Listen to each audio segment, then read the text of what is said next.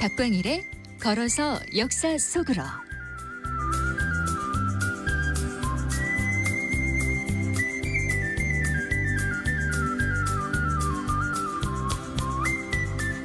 걸어서 역사 속으로 공간역사연구소 박광일 소장과 함께합니다. 어서 오십시오. 안녕하세요. 예, 죄송합니다. 여기 4266번 쓰시는 분 수건 들고 해보니까 목이 시원해진다.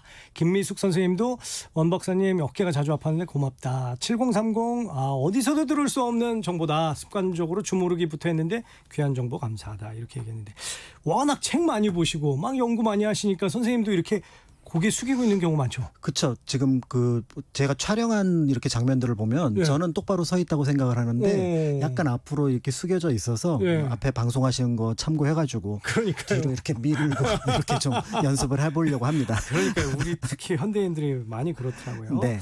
오늘 아침에 이제 저희 황금연못이라는 프로그램에서 원래는 한 편짜리로 6.25 특집을 만들려고 했는데 어르신들이 했던 지금 이제 70년 전이니까 딱 거의 75주년 되면 이게 조금 아직 생존하시기가 참 어려울 수도 있겠다. 그렇죠. 그래서 네.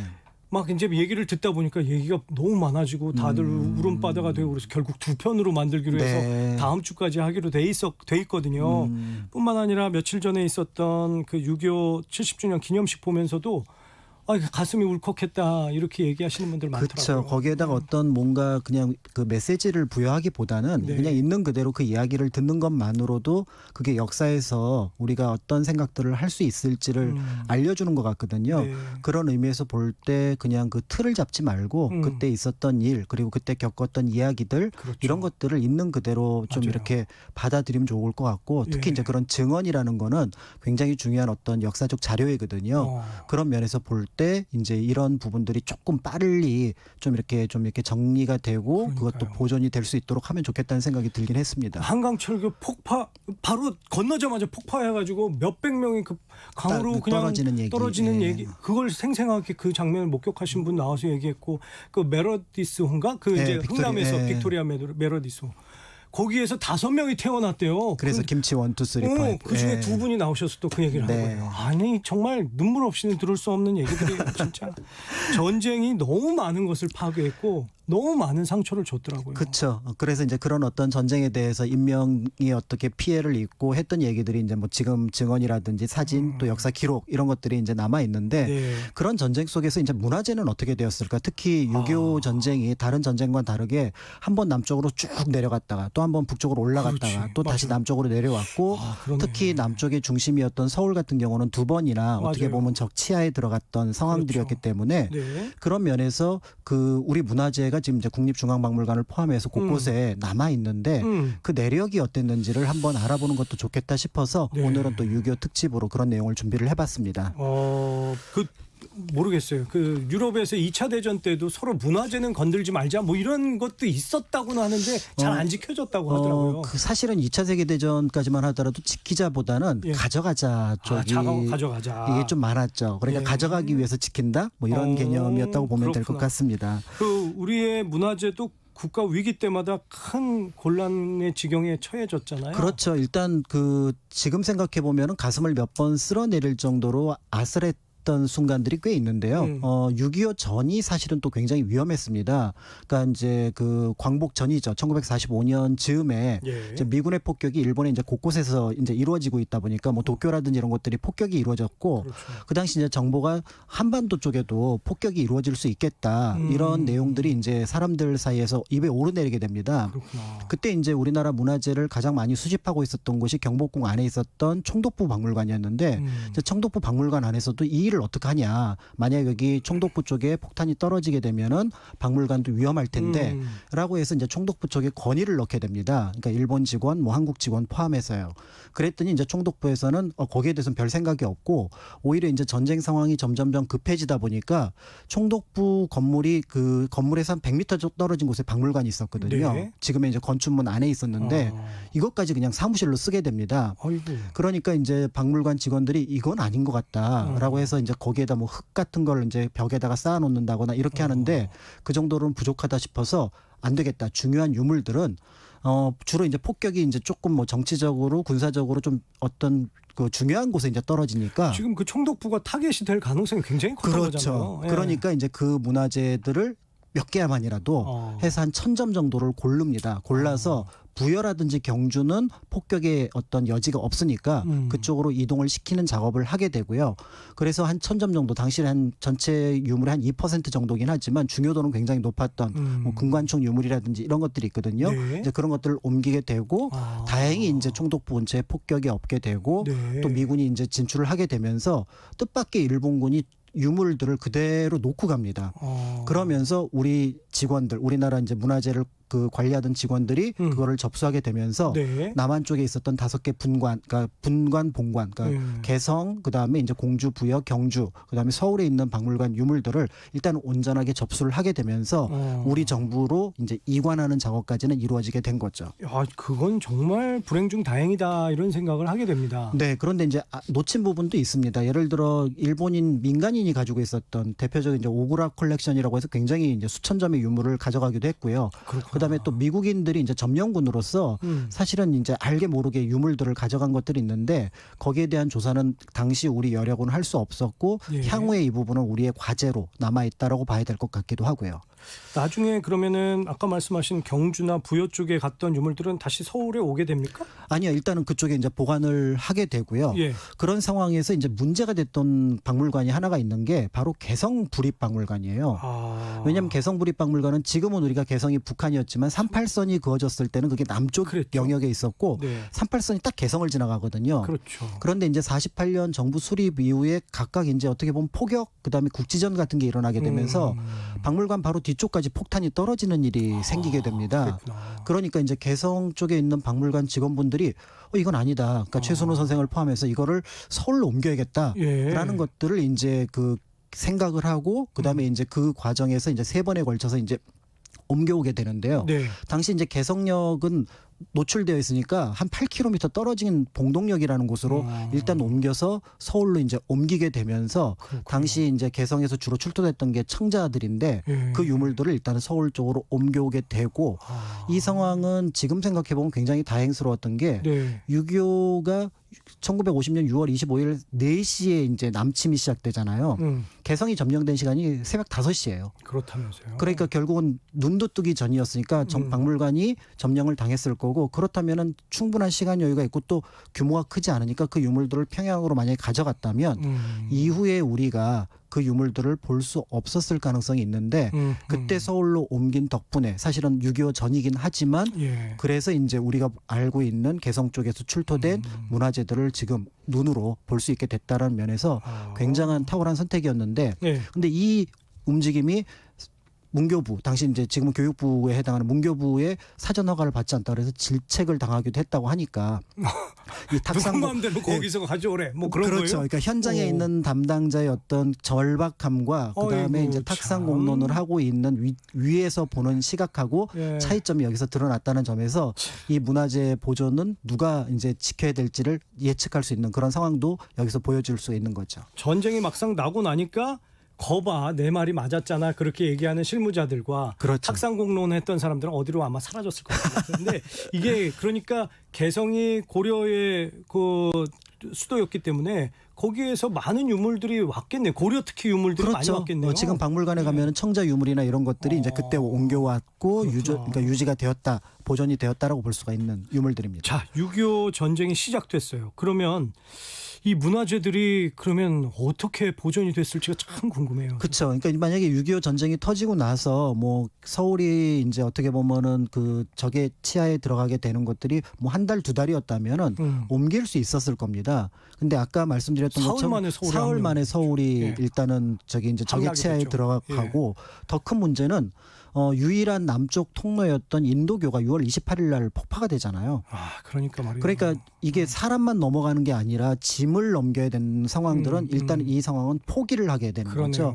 그러니까 이제 박물관 직원들은 이제 뭐 하늘이 무너졌다라는 그러네요. 표현을 쓰는데 예. 그 상황에서 어쩔 수 없는 상황에서 일단 지키자. 유물이 이제 뭐 전쟁의 어떤 폭탄을 피하지 않도록 아니나 다를까 이제 6월 29일 날 북쪽에서 김용태라는 인물이 이 박물관을 접수하러 오게 됩니다. 네. 그러니까 북한 쪽에서 이 유물을 모두 이제 확보하고 그 다음에 시간이 되면은 북쪽으로 가져가겠다라는 뜻을 한 거죠. 예. 이게 이제 반반입니다. 왜냐하면 남쪽까지 전부 자기네가 점령을 하게 되면 가져갈 필요가 없는 거고. 그러네요. 그런데 향후의 어떤 상황에 따라서는 일단은 평양으로 옮겨갈 수도 있겠다라는 염두에 두고 예. 그래서 두 번째 상황에서 결국은 이 박물관에 있는 유물들을 전부 다 포장하게 합니다. 그러니까 이제 여기에 이제 박물관 직원들이 굉장한 어려움을 겪는 거죠. 이걸 그대로 포장을 하게 되면 나중에 추억만 가져오면은 그냥 이거 가져갈 수 있는 거거든요. 그렇지. 그래서 이제 여기에 대해서 일종의 작전, 지연 작전을 쓰게 되는데요. 여기 있는 박물관에 있는 것들을 옮기는 게 일단은 불가능하다. 그다음에 두 번째 포장하는 것도 굉장한 시간이 걸린다라고 얘기를 하게 되면서 그 유물의 상당수를 타협안으로서 어떻게 하냐면은 덕수궁이 비교적 안전하니 그쪽에 미술관 쪽으로 다 옮기자. 그거는 우리가 도와주겠다라고 얘기를 하니까 북쪽에서 보니까 그것도 타당하거든요. 그럼 거기다 옮겨놓고 차근차근 포장을 하면 되겠다라는 생각을 해서 그쪽으로 옮겨놓고 네. 그다음에 이제 그 포장해야 될 유물들 가운데 이제 청자 같은 경우, 도자기 같은 경우는 굉장히 조심스럽거든요. 이제 이 부분은 북쪽에서 온 사람들도 당연히 아니까 네. 그 사람의 목적이 이거를 뭐 파괴하는 게 아니라 가져가려는 게 목적이니까 이 포장 장면을 가만히 보고 있는데 이렇게 포장을 했다 저렇게 포장을 했다 해서 한 서너 개 포장하는데 한 4, 5일을 쓰게 되는 거예요. 일부러 더 그렇게 하신 것도 실제로 있고. 그렇게 하셨다고 기록에 예, 남아 있어요. 예. 그리고 이제 그 당시 이제 국립박물관 못지않게 유물을 많이 가지고 있었던 곳이 간송미술관. 근데 그렇죠. 거기도 이제 인민군을 보냈는데 거기로 파견된 국립박물관 직원들 역시 똑같은 행동을 하게 됨으로써 시간을 그러니까 버려서 네. 결국은 이제 7월, 8월까지 진척은 됐지만 특별하게 이게 딱 뭔가 그 싸갖고 갈 정도는 안 되는 상황 이런 상황들이 이제 만들어지게 되는 거죠. 그 서울은 진짜 이제 지금 인민군 치하가 됐고 네네. 그래서 아마 지금 물론 이게 나중에 유물을 가져가는 것도 염두에 뒀겠지만 일단 파죽지세로 지금 남쪽으로 밀고 내려가니까 그렇죠. 치안을 유지하고 이 현 상태를 유지하는 거에 굉장히 아마 지금 주안점을 두고 있었을 그렇다고 테니까. 봐야 될 거죠. 예. 적극적으로 막 이거를 북쪽으로 옮겨 막 이러지는 않았다는 얘기네요. 그런 거랑 예. 비슷하로 볼 수 있습니다. 네네. 이제 그런 상황인데 문제는 전황이 9월 15일 전후에 급격하게 변하는 겁니다. 어허. 인천 상륙 작전이 일어난 이후로 서울 쪽에도 이제 포격 소리가 들려온다라는 기록이 나오거든요. 예. 그러면서 아까 이제 그 김용태라는 인물을 중심으로 했던 사람이 이제 급해지기 시작한 겁니다. 그러니까 이제 그 포장한 유물들을 빨리 이제 한 곳으로 모아놓고 네. 그다음에 이제 추록도 준비시켜놓고 이런 상황이었는데 이 상황보다 국군하고 유엔군의 진격 속도가 더 빨라진 거예요. 아, 그랬구나. 그래서 9월 24일 날 어떤 일이 벌어지게 되냐면은 이미 무학지에 근처에 이제 국군하고 유엔군이 도착을 했고 예. 공중에서는 폭격이 떨어지게 되는데 그렇지. 예. 이제 이게 다행과 불행의 두 가지 의미를 다 갖고 있는데 결국은 이 폭격이 당시 유물을 그러니까 전시하는 전시관으로 쓰고 있던 경복궁 뒤에 사정전 일대를 폭발을 합니다. 누가요? 공중에서 미군이 공중에서 떠들인 미군이. 떠들인 그렇구나. 폭탄이. 그랬구나. 그래서 사정전의 일부가 깨지고 만춘전은 전파가 되고 그랬구나. 천추전 예. 일부 그다음에 그 옆에 자경전까지 예. 파괴가 되면서 거기에 있었던 인민군 담당자가 굉장한 충격을 받습니다.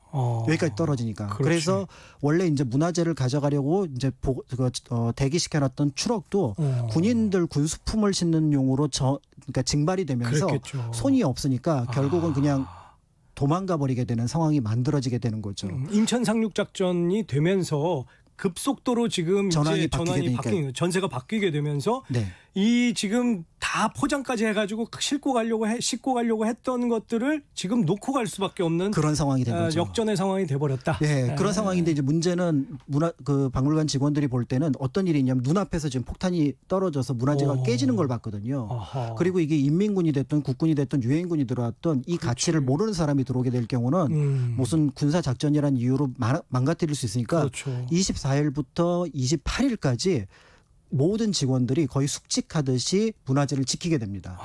그래서 9월 28일 날 이제 중앙청에 태극기가 다시 올라가게 되면서 네. 이제 어느 정도 안심을 하게 되면서 어떻게 보면은 기존에 망가진 몇 개의 문화재를 제외하고는 그래도 이제 온전하게 보존을 하게 된 거죠. 엊그저께 70주년 기념식에도 아마 여러분 기억하시는지 모르겠지만 뭐 예를 들어서 독립문이라든지 우리 궁궐에 총이 굉장히 많이 남아 있더라고요. 그렇죠. 선생님. 예. 그래서 그걸 보면 당시에 얼마나 위중한 상황이었는지 그리고 이 문화재들을 정말 목숨으로 지켜냈구나. 이걸 네네네. 지금 알게 됩니다. 그러니까 사실은 이제 이 사실 말씀드리면서 굉장히 저는 가슴을 좀 쓸어내렸던 게 아까 그 만춘전 사정전이라고 하는 데서 바로 10m 남쪽에 근정전이 있어요. 아, 그래요. 그리고 한 30m 서쪽에 경회로가 있습니다. 만약에 이 그렇구나. 공중에서 그러니까 떨어뜨렸던 폭탄이 네. 자칫 방향을 틀었다면 우리는 지금 근정전 없는 경복궁과 경회로 없는 그러네. 경복궁을 볼 수도 있었다라는 생각을 하니까 정말. 이게 진짜 불행이지만 그나마 천만 어떻게 보면은 더 큰 불행은 면했다 이런 어허. 생각을 하게 되는 거죠. 그러네요. 이게 문화재를 이렇게 온전히 지켜냈다는 건 그때 당시에 정말 목숨처럼 지켜냈던 그 공무원분들 또 네. 그 이제 관원- 독재가들 김재원 관장님을 관장님 포함해- 예. 아, 이름들이 다 있습니까? 그럼요. 그분들? 김재원, 최순호 이런 분들 아. 전부 다 이제 거기서 참여했던 분들이 중심이 돼서 예. 이제 그걸 활동을 하게 되는데 문제는 이제 이렇게 지켜낸 게 끝난 게 아니라 이제 국군하고 유엔군이 올라갔는데 네. 11월 달에 중공군 참전 소식이 들리고 그러니까 말이죠. 또 이제 국군 유엔군이 이제 남쪽으로 탱크가 밀려 내려온 걸 눈으로 보고 소식을 들으니까 예. 이제 다시 이거 갖고는 안 되겠구나. 어. 우리가 그때 6월 달에는 못 옮겼지만 예. 이번에는 옮겨야겠다는 판단을 하게 됩니다. 그래요. 이 판단은 굉장히 정확한 판단이었던 거죠. 그래서 결국은 이제 그때는 교육부랑 문교부랑 사전 협의를 통해서 예. 또 미군하고 사전 협의를 통해서 기차까지 마련을 합니다. 아, 그랬어요. 예, 그래서 이제 그 본격적으로 이제 12월 달부터 문화재를 옮기기 시작해서 12월에 2번, 그다음에 4월, 그다음에 5월에 걸쳐서 모두 4번에 걸쳐서 예. 국립중앙박물관에 있는 모든 유물을 부산으로 옮깁니다. 그랬군요.